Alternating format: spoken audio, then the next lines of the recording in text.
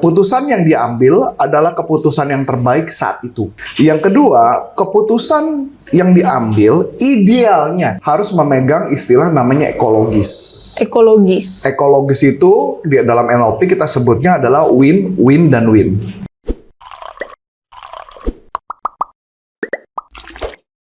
Halo teman-teman, kembali lagi dengan saya Aisyah di YouTube channel NLP for Business. Nah teman-teman, hari ini aku mau bahas nih mengenai bagaimana sih seorang atasan mampu mengambil keputusan yang tepat ketika pada timnya. Nah kita bahas bersama Coach Antonius Arif, yuk kita sapa dulu. Halo Coach. Halo. Halo Coach, sehat Coach? Puji Tuhan. Alhamdulillah. Coach, aku mau nanya nih Coach, ada nggak sih Coach teknik atau apa sih langkah yang harus diambil atasan ketika mengambil keputusan agar tepat? Dengan teknik NLP? Iya, betul. Sebenarnya ada beberapa presuposisi NLP yang bisa digunakan. Jadi presuposisi NLP adalah yang bisa digunakan adalah keputusan yang diambil adalah keputusan yang terbaik saat itu. Keputusan yang diambil adalah keputusan yang terbaik saat itu. Yang artinya kalau gue ngambil keputusan hari ini, besok bisa jadi nggak terbaik. Akan berubah lagi gitu Coach? Akan berubah lagi. Okay. Jadi keputusan yang sangat-sangat super terbaik udah pasti nggak ada. Tapi yang pasti adalah setiap pemimpin harus mengambil keputusan. Walaupun keputusannya itu kadang-kadang tidak populer. Maksudnya Coach? Ya tidak populer artinya tidak bisa menyenangkan semua pihak. Jadi gitu ya. Jadi keputusan yang diambil adalah keputusan yang terbaik saat itu. Jadi bisa saja nanti setelah 1 tahun lagi, kok beda ya? Kok nggak gitu loh ya? Nah, itu yang pertama. Yang kedua, keputusan yang diambil idealnya, kita ngomong ideal ya, karena walaupun di dunia ini nggak ada yang ideal gitu, adalah harus memegang istilah namanya ekologis. Ekologis. Ekologis itu di dalam NLP kita sebutnya adalah win, win, dan win. Jadi ada 3 win, bukan 1 win, bukan 2 win, tapi 3 win. Kenapa 3 win emang Coach? Kalau saya nego sama kamu, saya mengambil keputusan untuk ke kamu, saya pastikan saya menang. Oke. Kamu harus menang. Iya. Itu normal dong. Iya. Dan everybody di sekitar kita juga harus menang. Berarti win yang ketiga itu everybody. Everybody. Nah itu nggak mudah. Ketika misalkan sambil contoh, saya mau melakukan pemecatan kepada seseorang. Saya win nggak? Ya win. Karena gue pecat kan. Tapi pertanyaannya, orang yang dipecat win apa enggak? Kalau memang tidak sesuai bidangnya pekerjaan, mungkin itu malah ngebantu dia untuk dia berani melangkah ke bidang yang berikutnya. Bisa jadi win. Betul, Coach. Tapi kalau ternyata akhirnya tidak melangkah kemana-mana, juga kerjaannya juga nggak bagus, dia kemana juga nggak bagus, berarti kan juga sebenarnya kalau dia tetap di sini malah dia lose kan? Iya. Berarti lose. Nah, pertanyaan berikutnya, lingkungan sekitarnya win juga nggak?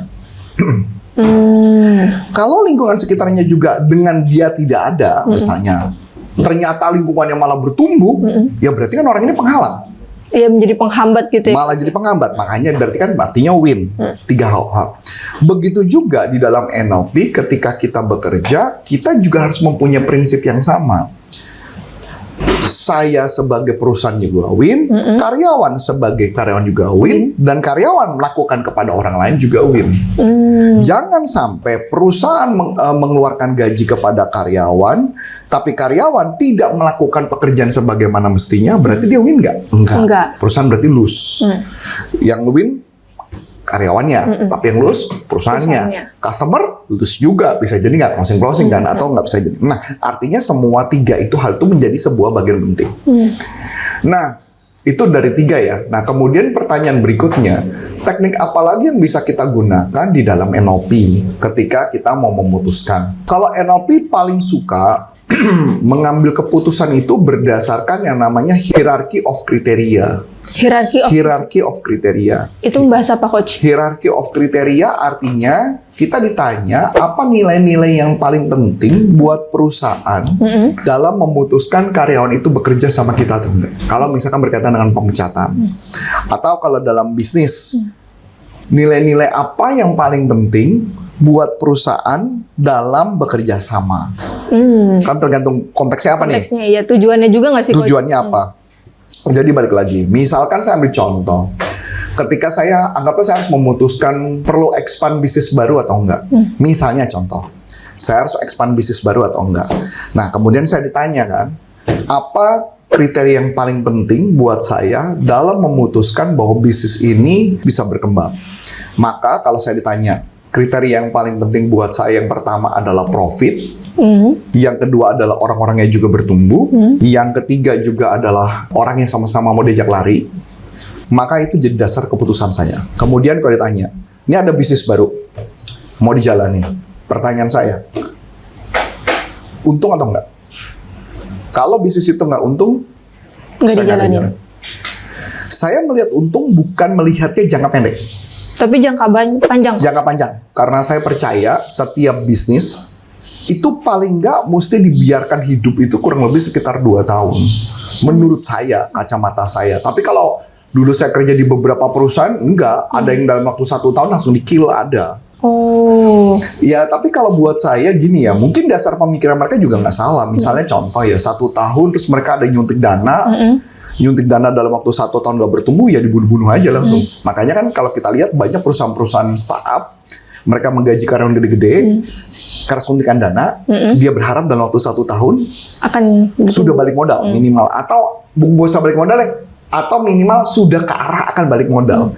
Nah, ketika dalam 1 tahun tidak terjadi balik modal, apa yang terjadi? Terjadilah pemecatan. Nah, kalau saya nggak ngeliatnya gitu. Saya ngeliat ketika berbisnis itu saya ngeliat bahwa saya sadar setiap bisnis itu kalau mau bertumbuh tuh butuh waktu paling nggak 2 tahun.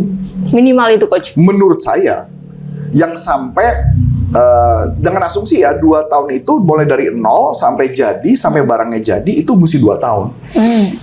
Yang namanya bisnis kan juga harus ngeliatin cash flow. Kalau saya juga ngeliatin cash flow, misalkan gini contoh, saya mau bikin bisnis baru, tapi di bisnis yang lama, istilahnya kalau dalam dunia manajemen ya, pemasaran dan sebagainya, mungkin istilah saya gini, ada istilah yang namanya cash cow. Cash cow. Cash cow. Cash cow itu artinya sapi. Cow itu sapi. Iya, cow cash sapi, berarti uang. Jadi cash cow. Jadi artinya ada nggak sapi perahan yang bisa diambil susunya, yang susunya itu bisa mensupport bisnis-bisnis yang lain. Misalkan contoh, saya ambil contoh, bisnis kita bisnis pelatihan. Berarti susunya dari pelatihan-pelatihan di corporate dong. Nah, kalau susunya dari pelatihan-pelatihan kita, pertanyaannya, susunya kita ambil nih. Tapi kalau pertanyaannya, susu di bisnis utamanya mati, apa yang bakal terjadi? Nggak dapat apa-apa. Saya nggak punya susu, dan susunya nggak bisa saya kasih makan buat bisnis yang mau saya bertumbuh, betul nggak? Betul. Nah, saya harus melihat bisnis ini dalam waktu 1-2 tahun. Saya ngeliatnya selama 2 tahun, ini bisa bertumbuh apa enggak?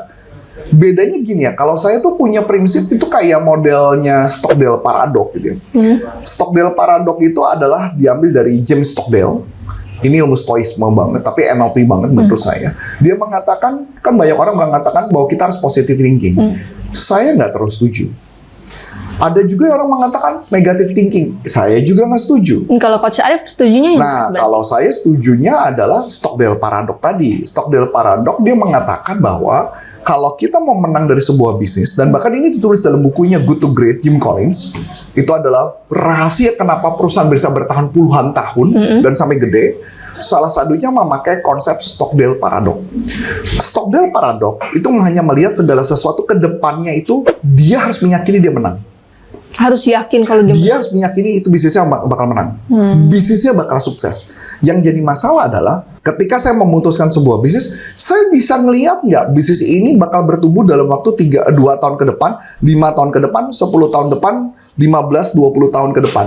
Kalau saya melihat ini pasti bisa bertumbuh, berarti pertanyaannya, ini bisnis layak untuk saya perjuangkan. Pertanyaan, bagaimana saya bisa tahu bahwa bisnis itu bisa ke masa depan? Tumbuh, iya, gampang. gitu, kalau buat saya, karena kita di Indonesia, kita lihat aja luar negeri. Lihatnya di luar negerinya berarti? Gampang dong, kalau di luar negeri berjalan, pasti berjalan dong. Sama aja kayak gini nih, kayak gini contoh. Saya ambil contoh, bisnis makanan. Di Jakarta rame banget. Betul. Lu mau buka bisnis makanan di daerah. Iya. Bagaimana caranya lu tahu bisnis makanan itu bakal sukses? Yang sederhananya adalah cari bisnis makanan yang sukses di Jakarta, lu pindahin ke daerah, selesai. Oh, dengan sama gitu ya Coach ya? Sama, selesai. Contoh, di Jakarta dulu rame banget yang namanya makanan Jepang pinggir jalan. Dan kemudian di beberapa kota kan nggak ada. Iya. Contoh, gak usah Dulu jauh-jauh deh, Jakarta. Bandung dulu deh, Cirebon, Surabaya, Jawa Tengah, sampai Papua. Pertanyaan, kalau saya buka warung-warung makanan Jepang di beberapa kota itu kira-kira bisa laku nggak? Ya bisa. Selama saya bisa tahu populasinya berapa, income per kapitanya berapa, itu bisa menghasilkan. Jadi make sense buat saya gitu loh. Jadi artinya, oh ini bisa bertumbuh gitu loh. Nah, gambarannya kayak gitu dulu. Nah, jadi ketika saya ngelihat bahwa bisnis ini misalnya nggak ada profit, jadi saya nggak akan ngambil keputusan. Kalau saya bilang, ini bisa profit sih. Tapi apa gimana caranya? Kesulitan kalau kita beda ya kalau ada suntikan dana. Kalau tidak ada suntikan dana apa? Saya harus menyadari, saya harus memilih. Jadi gini kadang-kadang nih. Misalkan, ini mungkin buat berat lah ya, mungkin buat kamu gitu ya. Misalkan contoh nih, kita ada divisi baru. Oke. Di divisi baru itu harus merekrut misalnya ada 5 orang. Untuk Saya rekrut. rekrut. Tapi duitnya nggak ada 5. Duitnya nggak ada untuk 5 orang. Terus bagaimana coach? Nah, saya harus milih dong. Maka apa yang saya lakukan? Saya akan memilih berdasarkan mana yang bisa menghasilkan profit, itu yang akan saya fokuskan dulu. Caranya coach? Ya tadi. Dari semua bidang ini mana yang bisa menghasilkan profit, itu yang saya kerjakan dulu. Kalau nggak bisa menghasilkan profit, saya tahan dulu, nggak mau. Oke. Saya nggak perjuangin. Berarti perjuangin yang bisa. Perjuangan itu dulu. Saya ngelihat ini dulu. Nah, jadi kalau mama ditanya, kenapa sih Coach Arif suka kadang-kadang ada karyawan bisa gue pindah-pindahin? Jawabannya cuma sederhana. Saya punya uang terbatas, saya punya sumber daya yang terbatas, saya harus ngeliat cash flow-nya cukup atau enggak, saya harus memutuskan dari ini semua apa yang harus saya lakukan. Kalau ditanya punya duit, lima-limanya aja gue ambil. Iya, pasti maunya gitu ya. Betul coach, kan? Tapi kan nggak bisa begitu dalam ketika berbisnis. Kenapa? Karena saya sadar setiap perusahaan yang memasukkan dana terlalu banyak, maka perusahaannya tidak akan bertumbuh di masa depan. Banyak perusahaan yang akhirnya mati memecat karyawan. Dan itu yang saya nggak mau terjadi. Lu bisa bayangin nggak sih kita ngeliatin ada karyawan, kita udah sayang-sayang, terus kita bilang, oh ya terima kasih. Aduh sedih banget tuh rasanya. Iya sih coach, pastilah. Iya dong. Iya. Ya kecuali dia keluar ya beda ya. Tapi buat kita kan rasanya, aduh. Jadi kayak keputusan, makanya tadi gue bilang, keputusan yang diambil terbaik saat itu, belum tentu di saat masa depan, belum tentu. Karena progres bisnis itu pergerakannya cepet banget, dan tugas saya adalah mengamati. Ini mana ya yang harus saya ngambil keputusan? Apakah saya harus melakukan ini, atau saya harus melakukan itu, atau saya melakukan ini, atau melakukan itu? Kadang-kadang muncul idenya adalah ayam sama telur mana duluan. Nah itu yang pada dasarnya keputusan-keputusan itu yang harus saya ambil. Iya, berarti setiap keputusan itu memang ada beberapa resiko. Betul, ya coach ya. makanya ada kriteria value tadi. Makanya patokan saya adalah mungkin kalau Karin udah tahu gitu ya, kalau Pak Hengki mungkin udah tahu. Jadi kalau Mama Bu Ana, Pak Adit pasti udah tahu. Saya kan cuma ngomong gini aja. Menghasilkan profit apa enggak? Enggak, ya drop. Jadi yang jalan yang menghasilkan profit dulu. Kalau nggak menghasilkan profit, drop. Jangan buang waktu. Sama kan? Kayak contoh nih, pelatihan public seminar. Saya kan udah ngomong nih pelatihan public seminar. Mana yang masih profit? Ini enggak, drop, ganti. Kenapa saya sadar? Ini cash cow. Susunya itu ya coach ya. buat bayar orang lain. Ya itu mau nggak mau. Oke. Jadi makanya kadang-kadang kalau ditanya, keputusan Pak Arif, Coach Arif ini kayaknya keputusannya suka tidak fix gitu ya. Ya iyalah, karena kondisinya itu yang saya harus ngeliat. Per bulannya, day by day-nya, jalan atau enggak, semua proses, itu saya ngeliat banget. Jadi makanya kan jadi ya, jadi kalau tadi kita belajar ini, keputusan yang diambil ada keputusan yang terbaik saat itu. Jadi harus ngambil keputusan. Kalau nggak ngambil keputusan, bisnis nggak akan berjalan. Yang kedua, pastikan harus ekologis. Win-win-win yang tadi ya. Win-win dan win. 3, harus sesuai dengan kriteria value. Kriteria value saya apa? Keputusan yang mau saya ambil, ini melanggar nggak? Kalau tidak melanggar, saya jalankan. Kalau kondisi sulit, saya tetap akan pakai grafik. Saya tetap akan pakai mengukur ini untungnya, ini kira-kira kalau sama ini dibandingkan ke kriteria value ini kira-kira cocok nggak nih ya? Yang mana nih? Kadang-kadang ada situasi yang dimana saya sama. Ini juga bagus, ini juga bagus. Bimbang berarti. Waduh. Itu udah bener-bener tuh kalau saya tuh bener-bener udah pakai kriteria value, bahkan kadang-kadang pakai tanda NLP tuh. Saya udah pakai tanda NLP, sudah pakai pikiran bawah sadar tuh. Akhirnya gimana coach bisa memilih? Ada namanya part integration. Ada tekniknya part integration. Jadi ketika saya udah pusing, saya pakai teknik part integration, saya tanya setiap bagian, nanti pikiran bawah sadar yang akan membantu memutuskan yang mana. Itu ada tekniknya. Dan itu ada di kelas, di License Business Practitioner of NLP. Karena kalau nggak gitu ya sulit sih, bagaimana kita tahu, karena gini ya, kita tidak tahu mana yang terbaik.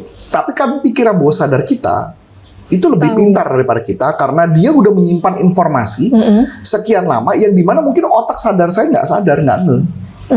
Yang sadar adalah pikiran bawah sadar saya yang ngeh, dan dia yang akhirnya nanti ngebantu saya untuk memutuskan mana yang mau saya jalan. Harus ada cara merecall-nya juga ya coach ya berarti? Ada cara recall-nya, ada cara sedikit yang masuk ke dalam kondisi trans, kemudian dilakukan teknik namanya part mediation atau part integration, kemudian yang memutuskan, setelah diputuskan, baru kemudian kita ambil keputusan tersebut. Keren banget itu coach tekniknya. Itu belajarnya di mana sih coach? Ya tadi, di License Business Practitioner of NLP. Jadi ada kelas selama 9 hari itu yang diajar di sana. Karena memang sadar, setiap keputusan ada saat dimana kondisi yang memang sulit banget sih ada. Jadi makanya kenapa kalau beda ya kalau saya zaman dulu saya kerja di perusahaan-perusahaan besar. Kalau perusahaan besar saya nggak terlalu pusing karena yang punya uang bukan saya gitu loh. Yang punya uang kan ada bos besar. Jadi kalau mau cari karyawan juga saya anak-anak perut aja gitu loh. Mau pecat orang pecat aja tinggal ganti. Tapi ketika pebisnis UKM nggak bisa begitu. Kita harus mencari orang, kita ngelihat bukan cuma sekedar PD doang. Oh iya, tadi Stockdale Paradox-nya masih belum tuh. Tadi sebelum saya jelasin. Stockdale Paradox itu adalah melihat segala sesuatu adalah positif, yakin menang, tapi sambil melihat realita yang ada. Jadi saya yakin, jadi ketika saya melihat bisnis, saya yakin dulu bisnisnya pasti sukses, tapi di lain pihak saya harus melihat realita. Apa yang dilihat dari realita itu? Ya itu tadi, kondisi market, kondisi pasar, karyawan dan sebagainya, jumlah uang dan sebagainya. Itu yang sebuah keputusan saya sambil melihat realita. Ya kayak tadi pagi juga Bu Ana juga menyampaikan sesuatu kepada saya, dia minta izin kepada saya cuma tanya, depan, sini, realita. Maksud saya ini realita ya, ini artinya goal. Aman nggak? Aman. Yakin? Dari mana nih? Ya udah, baru oke, saya putusin. Kalau nggak, saya nggak akan putusin. Dia sampai bilang, ayo lah, please lah. Saya bilang bukan masalah please-nya, tapi saya harus melihat ini gitu loh. Kalau gara-gara keputusan konyol yang kita ambil, akhirnya ternyata menjerumuskan perusahaan, which is ini nggak bagus. Kadang-kadang kan kesenangan sementara kan cuma hanya senang beberapa jam, setelah itu perusahaan bangkrut. Iya, bisa. Nah, itu kan, bener kan? Bisa terjadi kayak gitu, Coach. Nah, itu yang saya nggak mau. Wah, menarik banget, Coach. Aku jadi tahu nih, berarti pengambilan keputusan itu ada langkah-langkah yang harus dipertimbangkan. Ada, dan banyak banget teknik yang bisa dipelajari ya, Coach. Di dalam NLP banyak sekali. Oke Coach, udah cukup kayaknya Coach. Nah teman-teman, gimana nih pembahasan pada sesi kali ini? Banyak banget informasi yang didapatkan. Nah teman-teman, aku juga mau bagi ebook gratis, yaitu meningkatkan kemampuan bisnis dengan teknik NLP. Gimana sih cara dapetin ebooknya? Teman-teman bisa kunjungi kolom deskripsi ini, dan kolom komentar paling atas di situ ada linknya tertera. Teman-teman cukup isi biodata seperti nama, email, nomor telepon, nantinya ebook akan sampai di email teman-teman. Oke teman-teman, sekian dulu pembahasan kita pada sesi kali ini. Saya Aisyah Ramawati dan saya Coach Antonius Syarif, NLP for Business untuk Indonesia. Bye-bye.